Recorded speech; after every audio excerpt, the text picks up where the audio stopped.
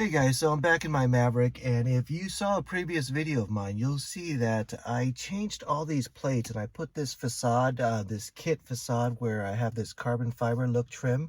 Let me show you. So it's pretty much everywhere, this carbon fiber look trim over around here, the steering wheel, the center controls, the center console over here. And, same thing on the other side, of course.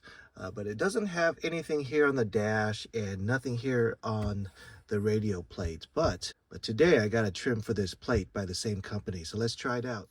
So I don't think they'll be able to do this part right here just because of all the ridges, and especially this, this kind of rock cut type ridge over there.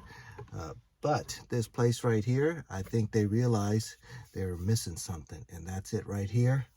So let's give it a shot. Yeah, removing the double-sided tape is a little delicate. It's a bit of a delicate process, so I had to use a knife for it. So let's put it on.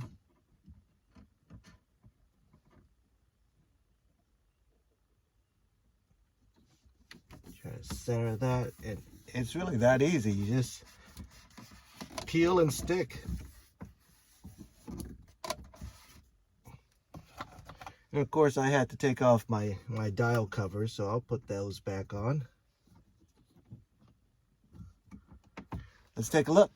All right, that's the way it looks. I think it looks pretty darn good, and it matches perfectly with this. It's the same manufacturer, so that's great.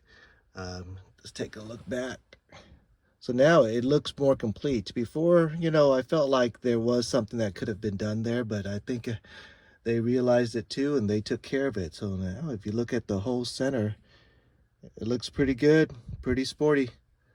I like it.